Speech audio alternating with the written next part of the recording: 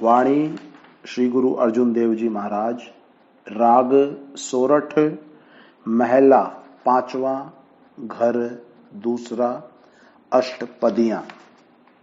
पाठ पढ़ियो और वेद विचार्यो, निवल भुअंगम साधे। पंच जना जीव संग न छुटकियो, अधिक अहम बुद्ध बांधे। यह गुरु घर की वाणी है। आज की इस वाणी में श्री गुरु अर्जुन साहिब जी महाराज बड़ा ही सुंदर और रहस्यात्मक उपदेश करते हैं। ध्यान पूर्वक एकाग्र चित्त होकर सुने। अब महात्मा हमेशा सत्संग सुनने के लिए ही क्यों कहते हैं? हमेशा हमारे लिए वाणियां, उपदेश, अपनी बातें क्यों रखते हैं? क्या कारण है? इसके पीछे क्या राज है? क्या बात है? अब एक चीज को बड़ी साफ तरीके से अच्छी तरह से जान लें। यदि हमें किसी बात की जानकारी, किसी चीज का अनुभव, एक्सपीरियंस चाहिए, तो फिर हमें उस जानकारी के लिए, उस एक्सपीरियंस के लिए किसी जानकार के पास जाना पड़ेगा, उसकी बातें सुननी पड़ेंगी, उसका अनुभव, एक्सपीरियंस हमें जानना होगा। अब एक होती है हिस्ट्री। हिस्ट्री किसी चीज का इतिहास, उसके बारे में लोगों, लेखकों, इतिहासकारों का ज्ञान, उनका एक्सपीरियंस, उनका वर्णन, ये तो हो गई हिस्ट्री। उससे आगे एक होती है मिस्ट्री, रहस्य, आश्चर्य, चमत्कार, जिससे लोग अचंभित हो जाते हैं। कुछ ऐसी अविश्वसनीय बातें जिन पर यकीन करना कभी कभी थोड़ा मुश्किल हो जाता है, लेकिन जब उनके बारे में जान जाते हैं तो उसे मान लेते हैं, उसे मिस्ट्री को स्वीकार कर लेते हैं। आम कहावत है, कुछ पाने के लिए कुछ देना पड़ता है। कोई भी चीज मुफ्त में नहीं मिलती। तो इसी आधार पे यदि हमें हिस्ट्री और मिस्ट्री जाननी है तो हमें भी अपना थोड़ा समय देना पड़ेगा। अपने माइंड को कंसंट्रेट करना पड़ेगा, ध्यान पूर्वक सत्संग को सुनना पड़ेगा। अब कोई ऐसी चीज जिसमें कि हिस्ट्री भी हो और मिस्ट्री भी हो, तो ऐसी चीज पे यदि हम पूर्व जन्म के बारे में आ जाएं, पूर्व जन्म क्या है, इस बारे में लोगों की अपनी अलग अलग राय है, लोगों के अपने डिफरेंट डिफरेंट थॉट्स हैं। अब यदि कोई, ये मान लीजिए कि यदि कोई आपसे पूछे कि आपने 2-3 साल पहले फलानी तारीख को, मान लीजिए 15 जनवरी को दोपहर में ठीक 1 बजे क्या खाया था, क्या बातें उस समय की थी, उस समय क्या कपड़े पहने थे, जूते कौन से पहने थे, किस कमरे में थे, किस जगह पर थे, तो शायद इस बात का जवाब आप नहीं दे पाएंगे। ये काम बड़ा मुश्किल हो जाएगा उस बारे में बताना, जबकि है वो आप ही का इतिहास। कोई और बात तो पूछी नहीं जा रही, वो है भी और आप ही का इतिहास है, पर हो सकता है कि आप उसे ना बता पाएं। इसी प्रकार कई लोग मानते हैं कि पिछले जन्मों में आप क्या थे, किस कारण से आपकी मौत हुई, ये जन्म आपको क्यों मिला। अब ऐसे सवालों का जवाब देना थोड़ा उलझन पैदा कर देता है, कुछ मुश्किल भरा है। इनको ढूंढने में थोड़ी मेहनत लगती है। कई लोग पूर्व जन्म को मानते हैं, कई लोग नहीं। लेकिन एक बात पर सभी लोग सहमत हैं, सभी लोग एक बात को मानते हैं, विज्ञान भी, आधुनिक साइंस भी इस बात का समर्थन करता है कि हमारे पैदा होने से पहले, हमारे जन्म लेने से पहले भी ये दुनिया बनी हुई थी। यानी कि हमसे पहले की ये दुनिया बनी हुई है, ये सृष्टि बनी हुई है। अब एक चीज तो बड़ी सिंपल क्लैरिफाई हो गई, साफ हो गई, स्पष्ट सिद्ध हो गई कि हमसे पहले हमारे बाप दादा, हमारे पुरखों से पहले हमारी कई पीढ़ियों और उनकी भी कई पीढ़ियों के पहले से ये दुनिया बनी हुई है। इस दुनिया में जीवन था, उससे पहले भी कई लोगों का जन्म हो चुका था। अब संसार के बहुत से धर्म इस बात को मानते हैं, एक्सेप्ट करते हैं, स्वीकार करते हैं कि परमात्मा ने इंसान को सृष्टि का सिरमौर, इसका सरताज, टॉप ऑफ द क्रिएशन बनाया है। इंसान का जामा सबसे उत्तम है। लेकिन इंसान का जामा मिलने से पहले भी मनुष्य कई और जन्मों में रहा। उन सब जन्मों को भोगने के बाद तब इसे इंसान का जन्म मिला।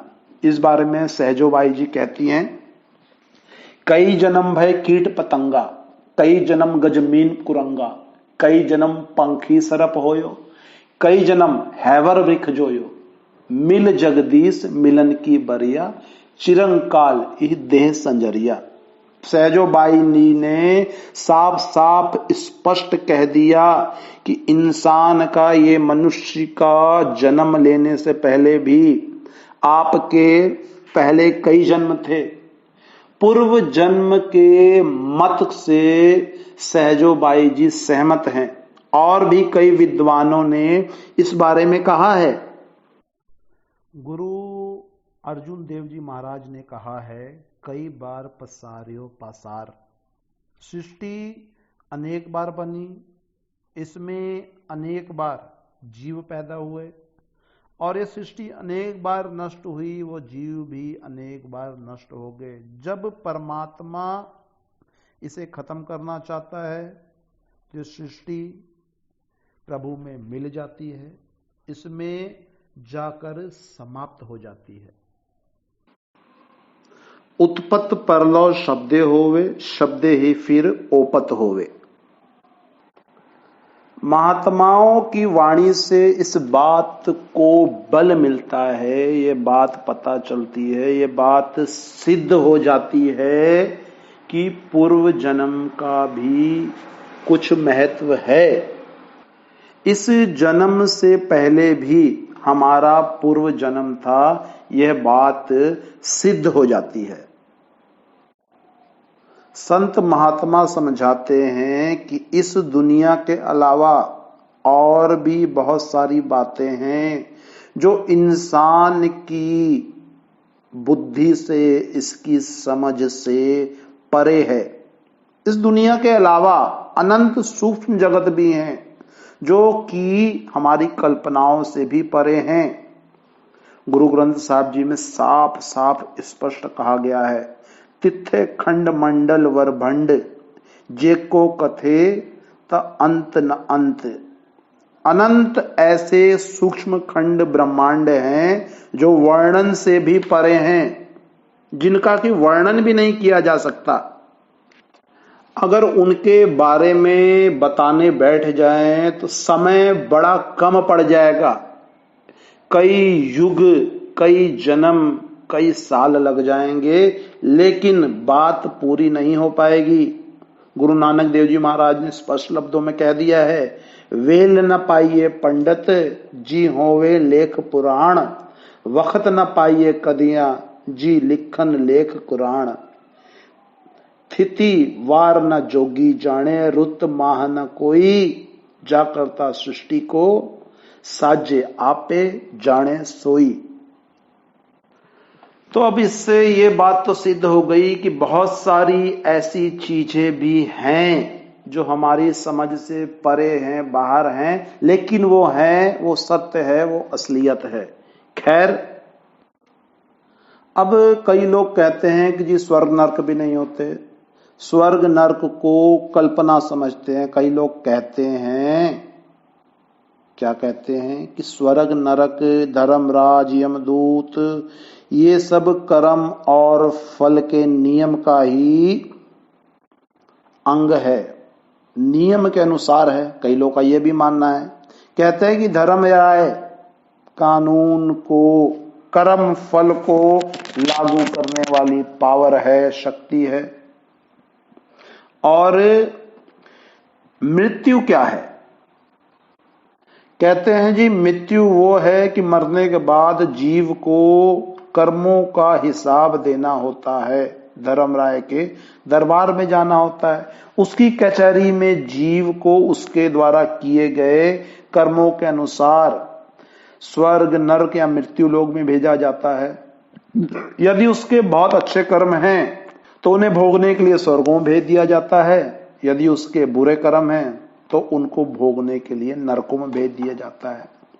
अब असली में कई लोगों का यह भी मानना है कि नरक यातना देने की जगह नहीं, बल्कि आत्मा के सुधार के लिए बनाई गई जगह है।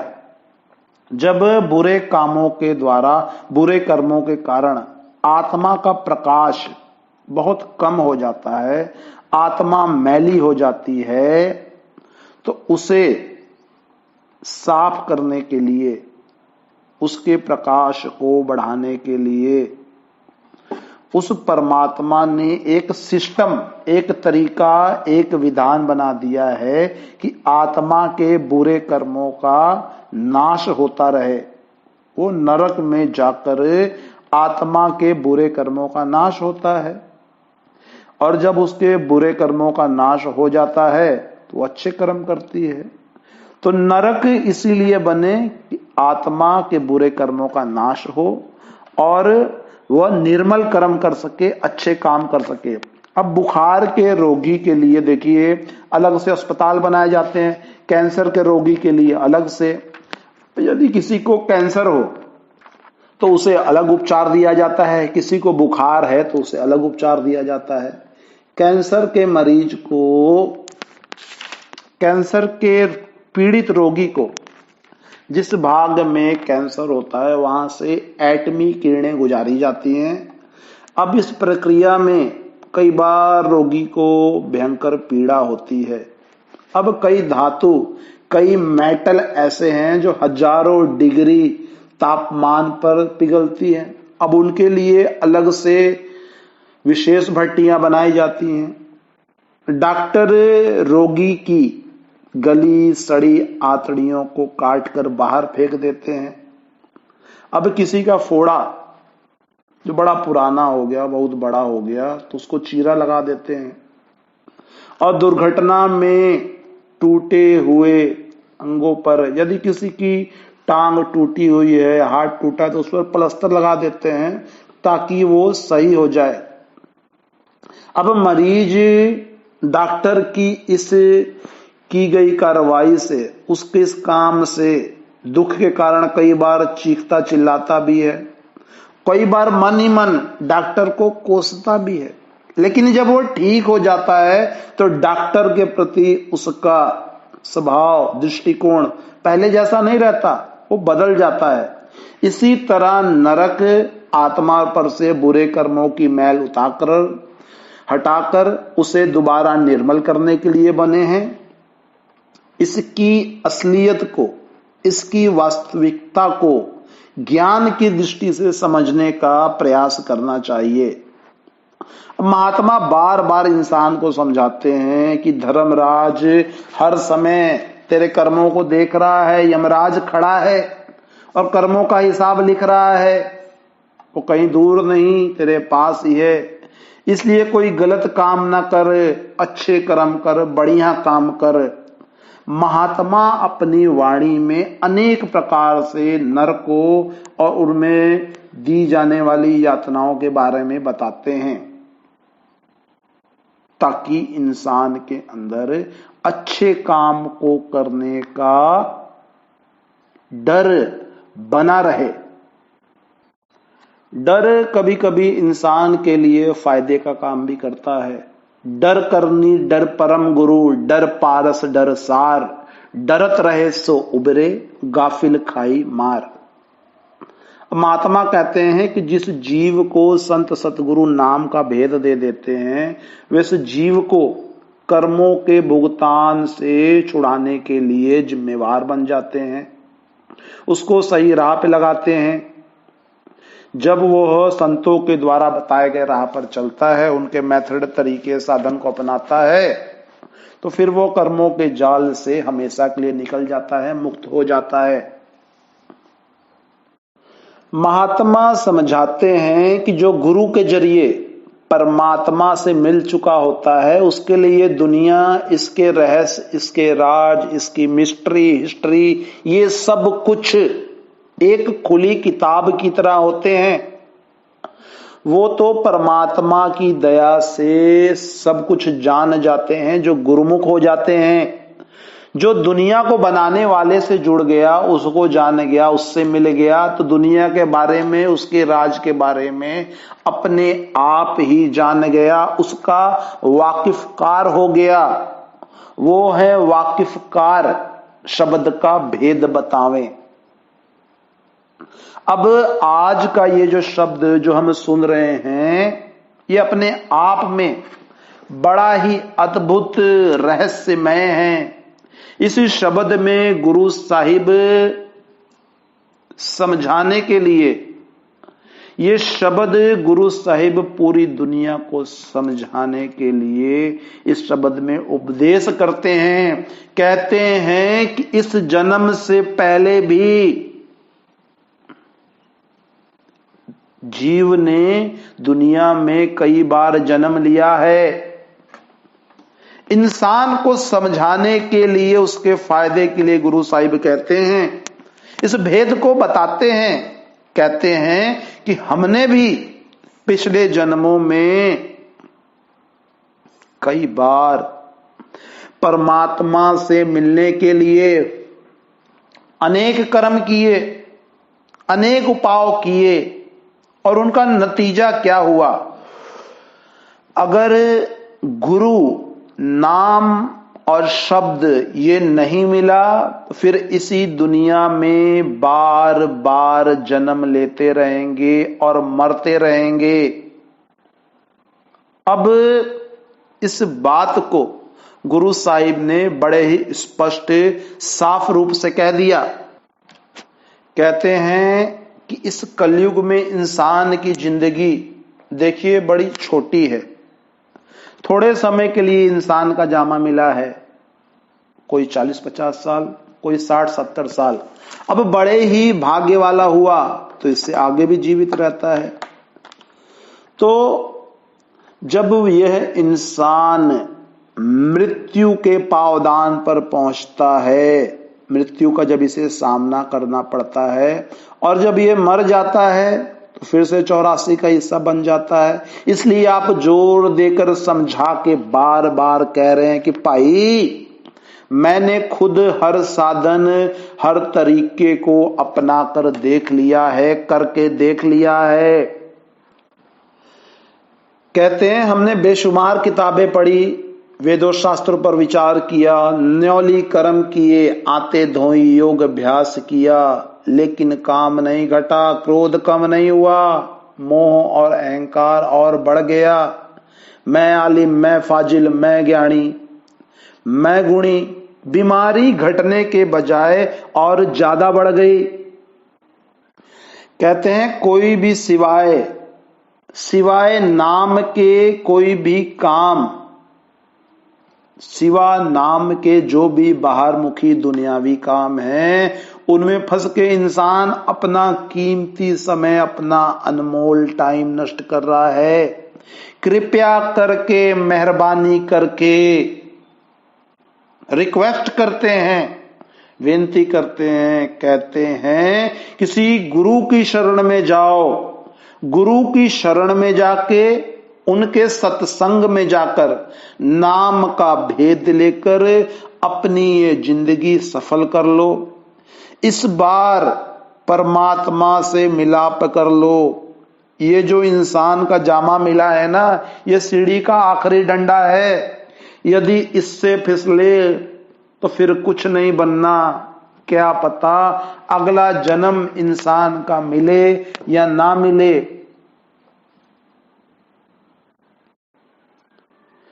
पिछले जन्मों के बारे में बताते हैं। कहते हैं पिछले जन्म में इतिहास में क्या क्या हुआ। अब आम तौर पर जो इंसान जिस धर्म में पैदा होता है, उसी के अनुसार उसी धर्म में रुचि रखता है, पढ़ता लिखता और अपने उसी धर्म को समझता है, उसके रीति रिवाज अपनाता है। मुसलमान भाई हजरत मोहम्मद साहब को अपना नबी मानते हैं, उनको अपना गुरु कहते हैं। कलाम पाक, उस पे पूरा भरोसा रखते हैं। कुरान शरीफ में विश्वास रखते हैं। हुजूर साहब की बातों को अपने दिल में बसा कर रखते हैं। हदीस पाक पे उसके कहे अनुसार, जो हदीस में हिदायत की गई है, उसके अनुसार चलने की कोशिश करते हैं। मतलब कि अपने मजहब का बड़ी निष्ठा पूर्वक पालन करते हैं। ईसाई बाइबल में पूरा भरोसा, पूरा एतकाद रखते हैं। वो यीशु मसीह के बताए हुए मार्ग पर उनके अनुसार चलने का पूर्ण यथासंभव यत्न करते हैं।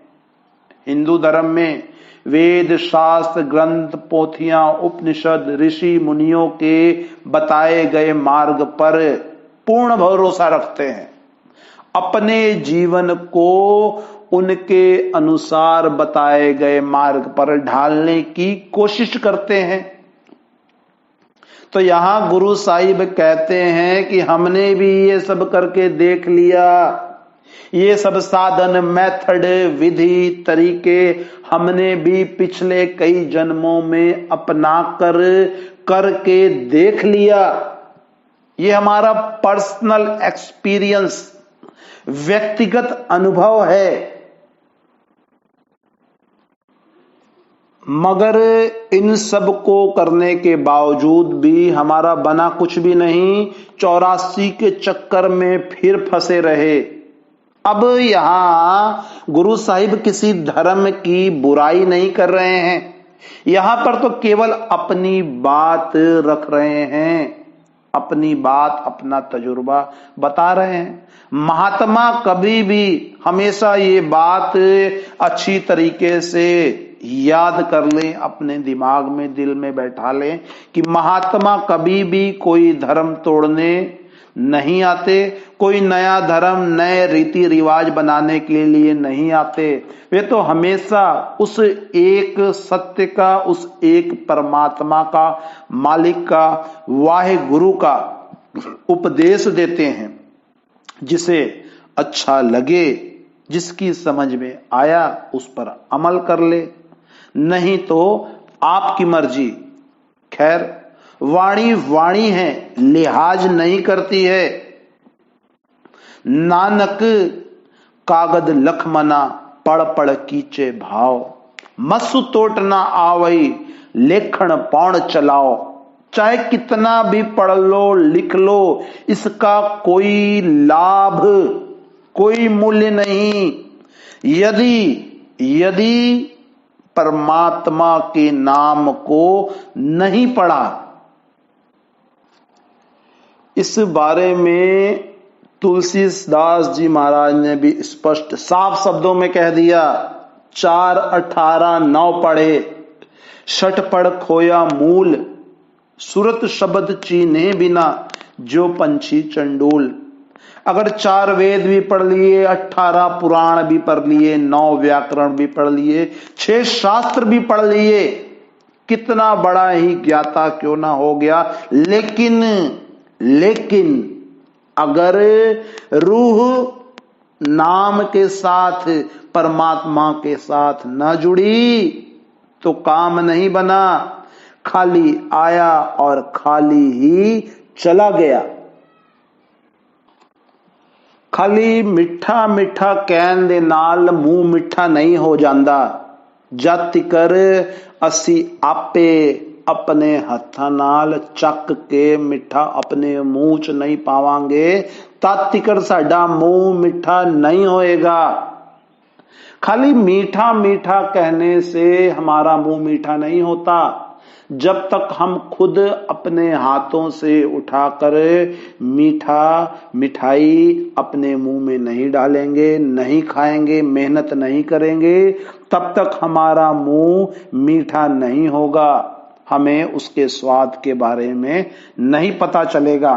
सो गुरु अर्जुन साहिब जी महाराज कहते हैं कि जो वेद शास्त्र ग्रंथ पोथिया कह रहे हैं वो करो। सिर्फ पढ़ने से फायदा नहीं, बल्कि उनमें जो बात बताई गई है, परमात्मा से मिलाप का सच्चा साधन ढूंढो, नाम की ओर लग के परमात्मा से जुड़ जाओ। अब देखिए अगली कड़ियों में गुरु साहिब हमें कितने प्यार से प्रेम पूर्वक उपदेश कर रहे हैं, समझा रहे हैं। कहते हैं प्यारे इन विधि मिलन न जाई, मैं किए कर्म अनेका, हार पर्यो स्वामी के द्वारे दीजे बुद्ध विवेका, मोनि भयो कर पाती रहो, नगन फिरियो बन माही, तट तीरथ सब धरती भ्रमयो, दुविधा छुटके नाही।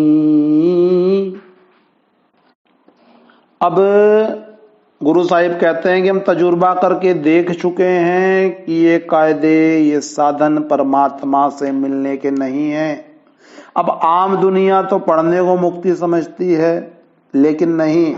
यदि आपके पास खाना बनाने की किताब है और केवल उसे पढ़ लें तो क्या उसको पढ़ने से पेट भर जाएगा? नहीं।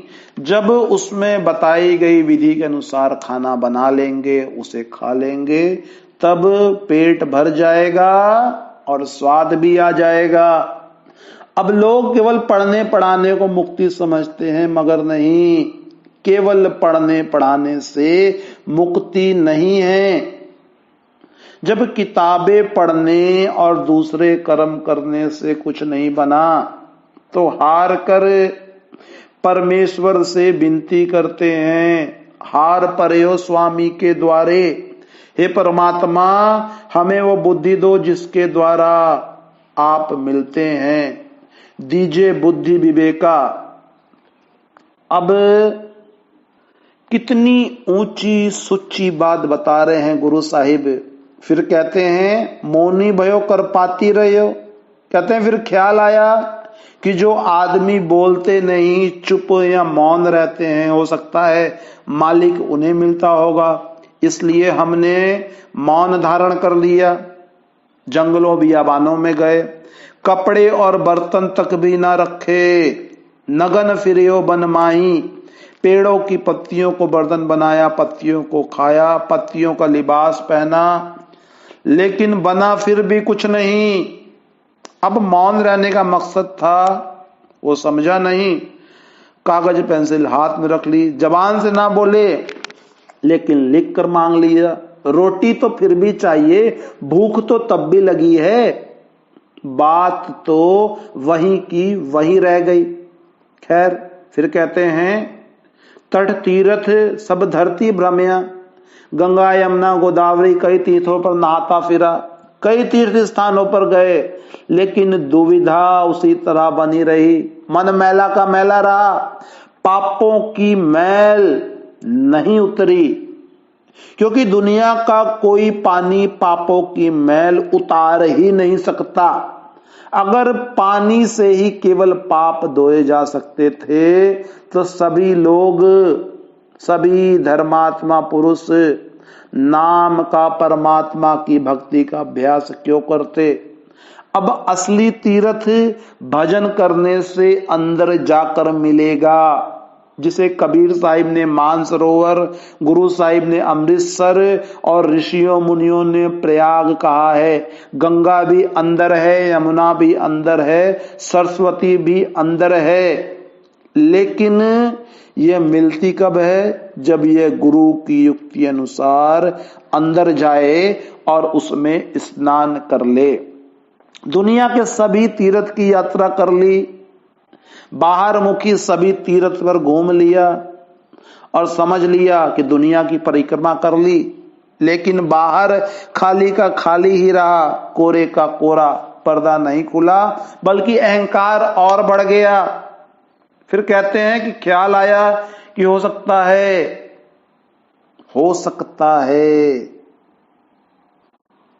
कि दान पुण्य से, तीर्थों के किनारे रहने से कुछ बात बन जाए। अब अगली कड़ी में यह समझाते हैं, मन कामना तीर्थ जाए, बस्यो सिर करवत धराए। कनिक कामनी हैवर गैवर, बहुविधि दान दतारा। अन्न वस्त्र भूमि बहु अर्पे, न मिलया हर द्वारा। कहते हैं कि मन में ख्याल आया कि तीर्थ स्थानों के हो सकता है आसपास रहने से कोई बात बन जाए, कुछ फायदा हो जाए। कहते हैं तीर्थों के किनारे जाकर बस कर रहकर देख लिया और काशी में जाके करवत भी करवा लिया, मगर कोई फायदा नहीं आया।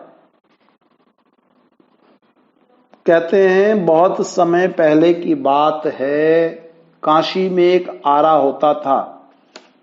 आरा, जो अमीर या महात्मा चाहते थे कि मैं सब कुछ दान पुण्य करके स्वर्ग या बैकुंठ में चला जाऊं, उस आरे से वे लोग अपने आप को चिरवा लेते थे। वहां के पंडित उन्हें उस आरे से उनकी इच्छा अनुसार चीर देते थे। गुरु साहिब कहते हैं कि अब ये तरीका भी ठीक नहीं, क्योंकि इंसान का जामा तो बड़े भाग्य से मिलता है, इसे इस तरह गवा देना, इस तरह मर जाना कोई अक्लमंदी का काम नहीं। कहते इसी तरीके के बहुत से काम किए, मगर मन की मैल नहीं उतरी।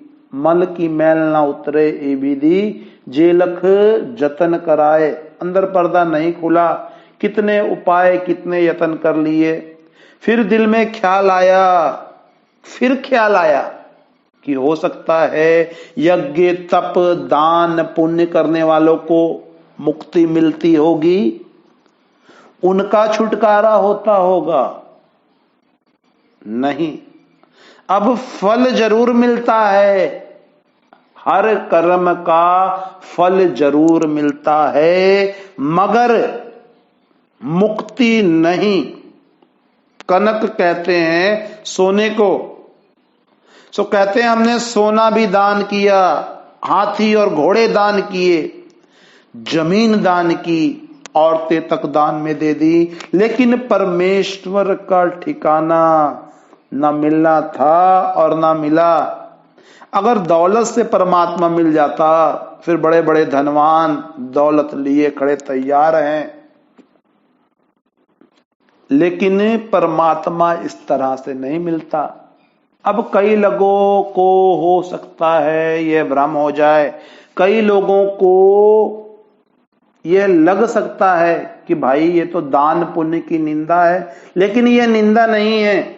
आप दान पुण्य करिए, लेकिन कामना इच्छा रखकर ना करिए, बल्कि मन में ये विचार रखकर दान पुण्य करिए कि परमात्मा ने हमें दिया, हम आगे और लोगों को दे रहे हैं जो बेसहारा है, अनाथ हैं, कमजोर हैं, जिनको उसकी जरूरत है उन्हें दे रहे हैं। दान पुण्य बुरे नहीं, लेकिन अगर ख्वाहिश इच्छा रखकर दान पुण्य करेंगे तो फिर 84 का जेल खाना तैयार है।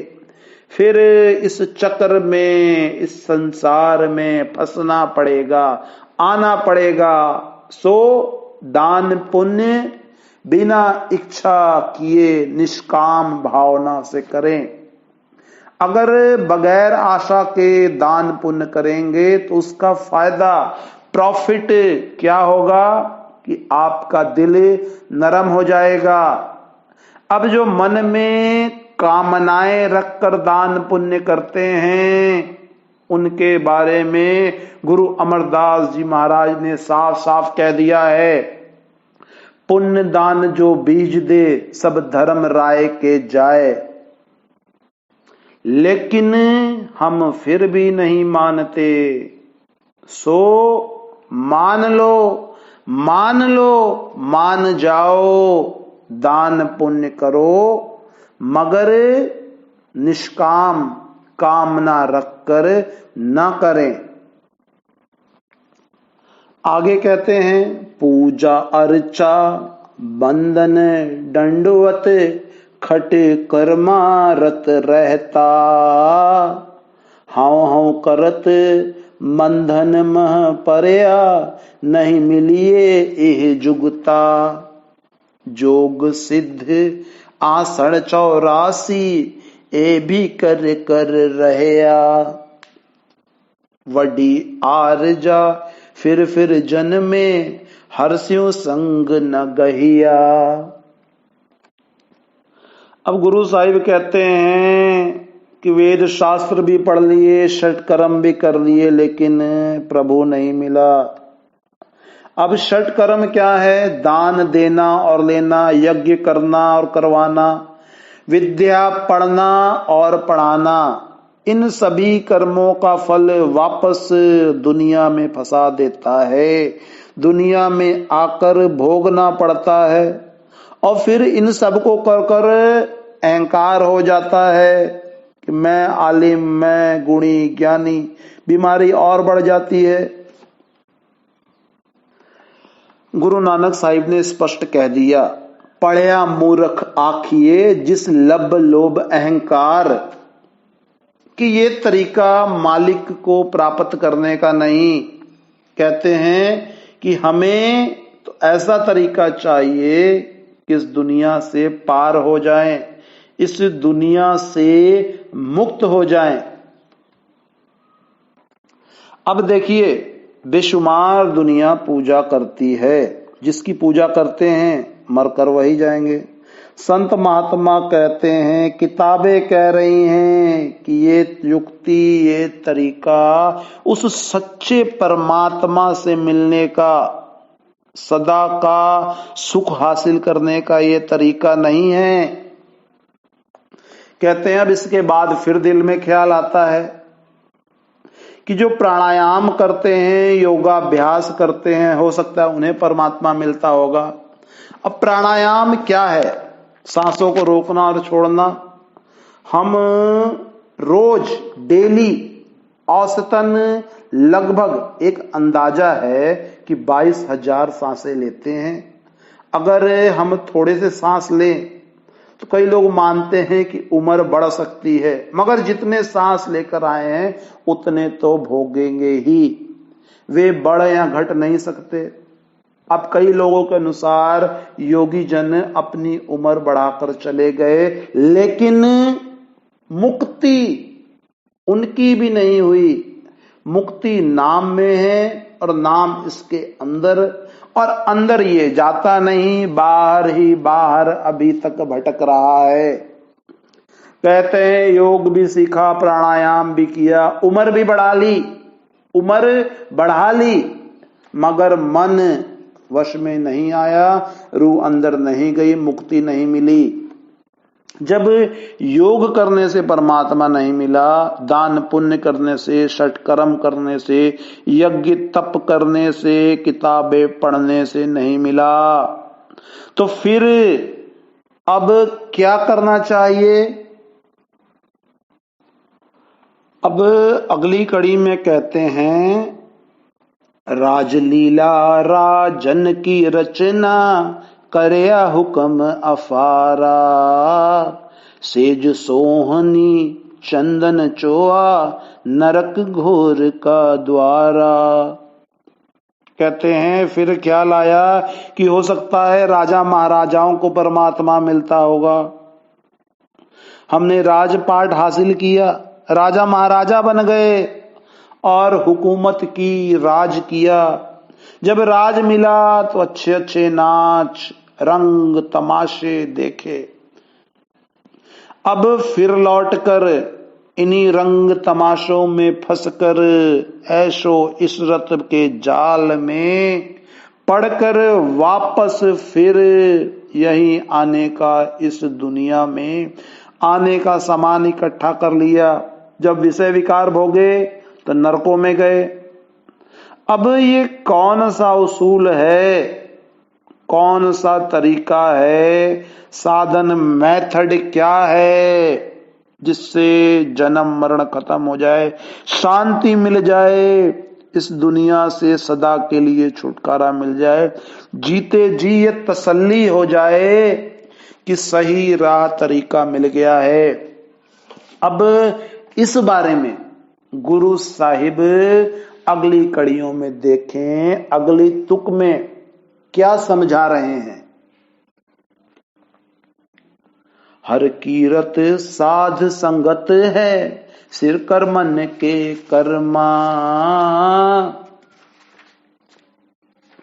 कहो नानक तिस भयो परापत, जिस पूरब लिखे का लहना, तेरो सेवक इह रंग माता, तेरो सेवक इह रंग माता, भयो कृपाल दीन दुख भंजन, हर हर कीर्तन इह मन राता। अब अंतिम की इन कड़ियों में गुरु साहिब असली बात समझा रहे हैं, असली बात बता रहे हैं। कहते हैं इतना सब कुछ जो पीछे बताया, ये सब कुछ करने के बाद भी परमात्मा नहीं मिला, मुक्ति नहीं मिली। अब कहते हैं कि मुक्ति का जरिया हरि कीर्तन है। अब जरा गौर से समझिए कि हरि कीर्तन क्या है। कीर्तन जो बाहर के बाजे हैं वो घंटे 2 घंटे बज के चुप हो जाते हैं, उनके साथ हमारा मन नहीं टिक पाता। लेकिन हरि कीर्तन अंदर जो मीठे से मीठा, प्यारे से प्यारा राग हो रहा है, वो है सिर कर मन के कर्मा। यह काम, यह कर्म सब कर्मों से श्रेष्ठ कर्म है, उस हरि कीर्तन को, परमात्मा के नाम को सुनना। मन लज्जत का आशिक है, स्वाद का शौकीन है, मन जल्दी मानता नहीं। जब गुरुमुखों द्वारा बताए गए अभ्यास तेज तरीके से भजन सुमिरन के द्वारा अंदर जाकर यह परमात्मा के नाम का सुमिरन करेगा तो अंदर शब्द की आवाज से जुड़ जाएगा, उसे प्राप्त कर लेगा। हरि कीर्तन के द्वारा ये मन मान जाएगा, अपना धर्म पूरा करेगा और वह लज्जत, वह मुक्ति का सामान इसे मिल जाएगा। हरि कीर्तन से यह वश में आ जाएगा। गुरु साहिब कहते हैं कि वो है तो सबके अंदर, लेकिन उसको मिलता है जिसके बड़े ही ऊंचे भाग्य होते हैं। कहो नानक तिस भयो प्राप्त, जिस पूरब लिखे का लहना। गुरु अमरदास जी महाराज ने स्पष्ट कह दिया, तुर करम पाया तुद जिनको, से नाम हर के लागे, कहे नानक तह सुख होआ, तित घर अनहद बाजे। जिनके पिछले जन्म के कर्म बहुत ही अच्छे हों, उनके पिछले जन्मों के अच्छे कर्मों के अनुसार परमात्मा दया करके उनके भाग्य में ही नाम से मिलाप का साधन तरीका लिख देते हैं, तुर कर्म लिख देते हैं और वे नाम की ओर आते हैं। जो गुरु की कृपा से, सतगुरु की कृपा से उनके सत्संग में जाकर अंदर इस नाम के रंग में रंग गया, वही मालिक का बंदा है। बाकी सारे लोग मन के बंदे हैं। नाम की कमाई से ही इंसान की मुक्ति होती है और वह परमात्मा का उनकी शरण में आकर उनके सुख का पात्र बन जाता है, मालिक का बंदा बन जाता है। तेरो सेवक इह रंग माता। जिसका मन परमात्मा के नाम में लग जाता है, इस रंग में रंग जाता है, उसका परमात्मा से मिलाप हो जाता है। भयो कृपाल दीन दुख भंजन, हर हर कीर्तन इह मन राता। उसको परमेश्वर दरवाजा खोल कर गले से लगा लेता है, उसकी मुक्ति हो जाती है और सारे संसार के लिए, पूरी दुनिया के लिए, ऑल यूनिवर्स के लिए यही तरीका, यही मेथड, यही साधन है, कुछ और नहीं है। परमात्मा जब भी मिलेगा संतों महात्माओं के जरिए, उनके सत्संग में, गुरु वाणी के द्वारा, अंतर में नाम से जुड़ने पर ही परमात्मा मिलेगा और जीव का 84 का चक्कर समाप्त होगा। तो हमें भी चाहिए कि आज के शब्द में गुरु साहिब ने जो हिस्ट्री और मिस्ट्री हमारे सामने खोल कर रख दी, उसका पूरा पूरा लाभ उठाएं और नित्य पूर्वक, नियम पूर्वक परमात्मा के नाम का भजन सुमिरन का अभ्यास करें। गुरुमुखों की सोबत में जाएं, सत्संग सुने, गुरुवाणी में जो बताया गया, जो कहा गया, उस पर अमल करें।